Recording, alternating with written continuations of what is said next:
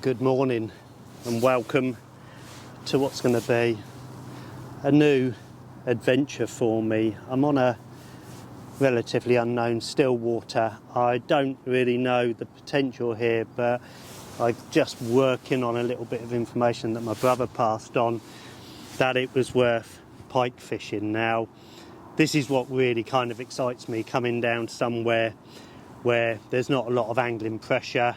I'm not competing with other anglers, and I've got a relatively large piece of water to go at, which could potentially produce a very big pike. Now, I got down here, I don't know, about 7:30. It was just getting light. We're early December, and amazingly it's 14 degrees. 2 days ago we had a hard frost, and now 48 hours later it's 14 degrees, overcast, mild, bit of rain in the air, nice southwesterly, so conditions are really good. And in my experience, pike, like all other fish, will react to a little rise in temperature. Those overcast days are southwesterly, so they'll be more active than what they normally are. I did come down here a couple of times in October, but it was just miles too mild. I saw a few fish move, but not what I would have thought were pike. Other species, probably, I don't know, might have been even tench I saw back in October, and maybe a couple of perch coming in close, or small jack pike. So the rods are out now. If anybody walks past, it is quite public here. If anybody walks past, I don't really want them to see that I'm pike fishing. I don't want to bring attention to myself, even though I probably shouldn't have the Pike Pro hat on, or my luggage is Pike Pro showing. If I see another angler, like a lure angler, I'll take my hat off, turn the rucksack round. And I'm set up here carp style, carp bobbins, and that is because if anybody walks past, then they're going to probably think I'm probably fishing for other species other than pike. So initially, don't want to bring too much attention to myself. Rods have been out, I don't know, about an hour now. Not seen anything, not had anything, but really it is a recce session just to get acquainted with the place again. And now we're into December, I can't leave it any longer. The wet season's here, the rains have come, but I need to get my rods out. The pike in here, if there are any big pike, they're going to be struggling to find food pretty soon now that, you know, the small fish are less active, etc. So dead baits are going to come into their own now. I did spom some bait out at the start, yes, using a spom, chopped up a few sardines, leftovers from sessions before, very good tactic. Went out there, just small pieces, get some scent in the water. And I'm also going to use the spom when I leave to put some bigger pieces of fish out there. Probably come back every sort of once a week, 10 days, and fish over the top of that. So yeah, I'm looking forward to a little mini adventure over the winter, and getting back to fishing a relatively big still water, unknown potential, other than, you know, roving around a river. So I'll show you what I'm using, the rigs and, you know, the bait in a few minutes.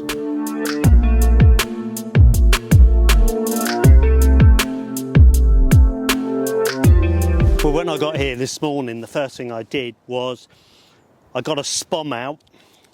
Carp anglers and specimen anglers will know what one of these is, but pike anglers, to many of these people use them. In fact, to many pike anglers actually bait up with a few loose offerings before they start. On the left hand rod, I cast out a sardine. I took the head off just to leak some scent out. That bait hasn't moved, it hasn't been picked up at all. On the right hand rod, I cast out a spom. I put 3 of these, and I chopped up sardines, really small, just as you can see, tiny little bits. And I think I had a smelt there and a roach. And all these are leftovers from baits that I've used before, where most pike anglers, or a lot of pike anglers, simply take that bait off, throw it in the margins, and then forget about it. I take them home, I put them into an ice cream container, or a container like this. As you can see, that looks like it's the remains of an old dace. I've got an old smelt there, and there's a couple of roach dead baits there that are in a bag. and I simply just get a pair of scissors and I chop these up really small, just to get that out in the water first thing, fluttering down. Any pike there that's hungry is going to be like having a you know, look around thinking, what's this? And there's my popped up trout sitting there, because I actually clipped up as well, so I was fishing my pop-up bait right over where I spawned 2 or 3 of these, and comes along and my bait's the bigger one, and then I just put all these into a spawn and send it out there at the start. And what I do at the end of the session, I've got a couple of baits here that I'm going to wind in, take off.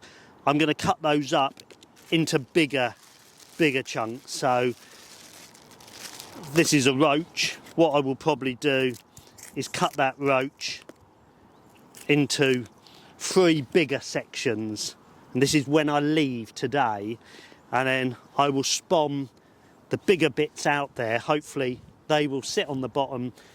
The coots, there's loads of moorhens and coots out here, they won't pick it up. They may well do. They did at Frencham. They were a nightmare when I pre-baited. But it's just going to get some bait out there. Hopefully a big pike could come along, pick those baits up, and then remember that, keep coming back, having a look at that area in the future. And one of those, you know, returns when it comes back to look for some food in the future, hopefully will be when my bait's sitting out there, and it's going to have all that confidence to pick up these baits, get nice and fat on there, and make the mistake of picking up my bait in a future visit. So I'm going to do that, put some bait in, cut it really small at the start, some bigger lumps at the end, do that every session, and hopefully I'll kind of like educate those pike to come and visit those spots, and my catch rate will increase. So a little tip there, not many pike anglers do it, but we do it for every other species, so you know, why shouldn't we be doing it for pike? Well, I popped up trout, did the business. I was going to say once, it isn't, because this is my second fish. The first one I rested in the net and it got out, and there we are, trout popped up straight off the lead. A very good tactic when you come to a new venue. And then I'm just about to pack up, about 11 o'clock, and this one comes along, about the same size, a little jack. I'm hoping for something a lot bigger. I'm hoping we're not going to get too many of these over the course of the campaign, but it's nice to get a couple of fish and get off the mark, you know, as I say, pretty quickly. Popped up trout, 2 bites to that, nothing to the sardine with the head off, so going to get this one back, and hopefully in future visits I might just get one about 15 pound bigger than that, I would like.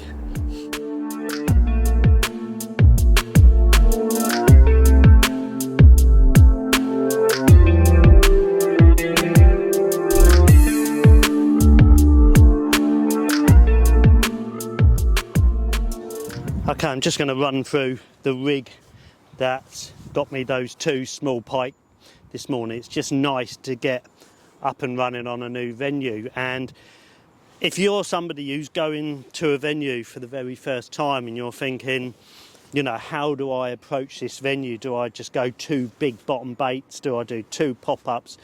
I would always have a popped up bait and just a standard bottom bait. Now, if you want to know how to make those traces up, then head over to my YouTube channel, because there's a couple of videos there showing you exactly how easy it is to make your own traces.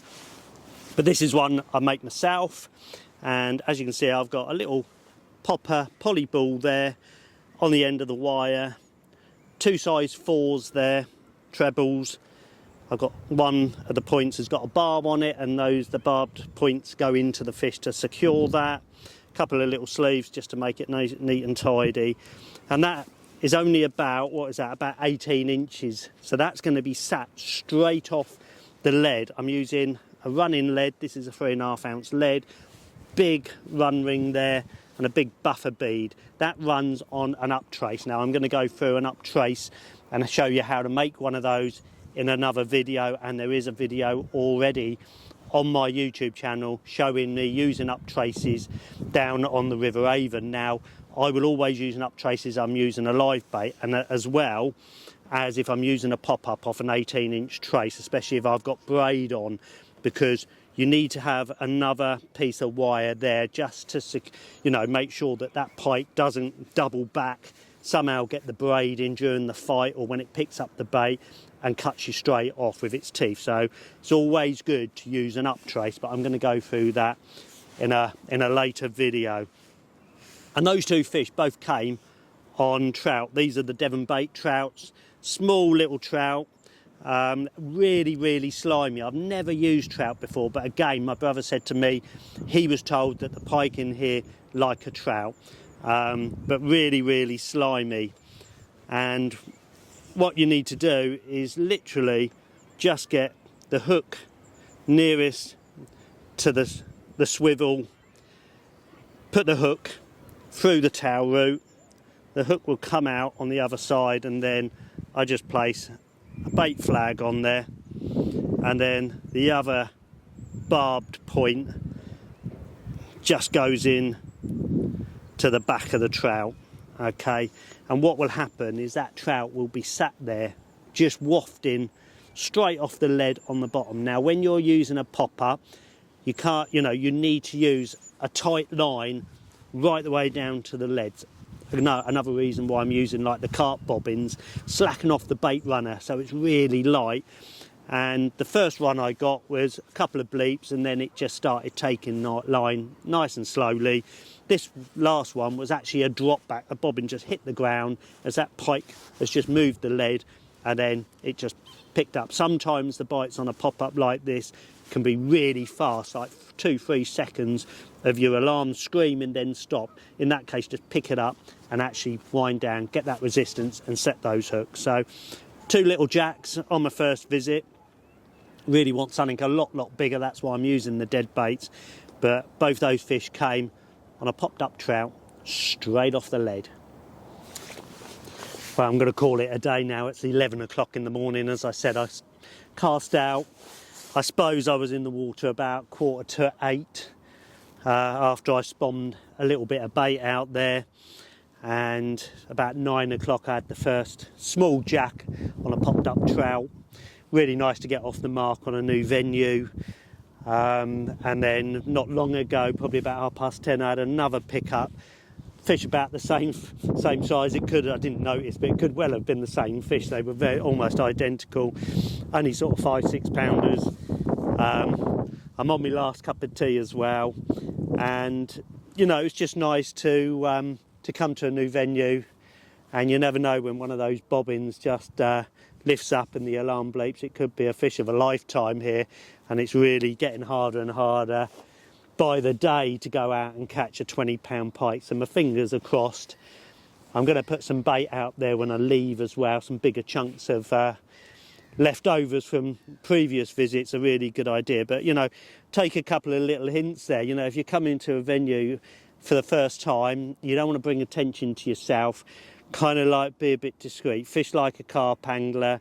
Try and keep your dead baits and anything that's like pikey looking out the way. The last thing you want to have is a couple of big high-vis floats out there or drop-off indicators, because anglers will instantly see, you know what you're fishing for and think, oh, hang on a minute, what's he doing there? And somebody like me, you know, somebody who recognises me will think he's there for a reason. I'm here for a reason, and that's because I don't know what's in here. And you know, if I go up the River Loddon, I'm going to catch fish to about 16 pound. If I go to Frensham, you know, again, I'm going to catch plenty of doubles. But when you know, as I say, when that bleeps, I get really excited. So I'm on my last cup of tea, as I said.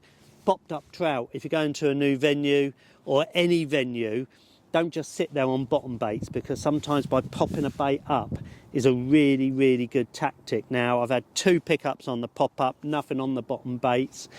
Next time I come, I might switch these rods over and put a pop-up to the left and a bottom bait to the right over that area that I've been spomming. I'm not going to spawn bait in 2 areas, I'm just going to put it in 1 area, switch those baits and presentations over, and if the pop-up keeps going, well, sooner or later it won't take many fish more than what I've had today, and I'll have both of those on pop-up. So hope you like the video. It's going to be the first of a few, and hopefully sooner or later bigger fish will come along.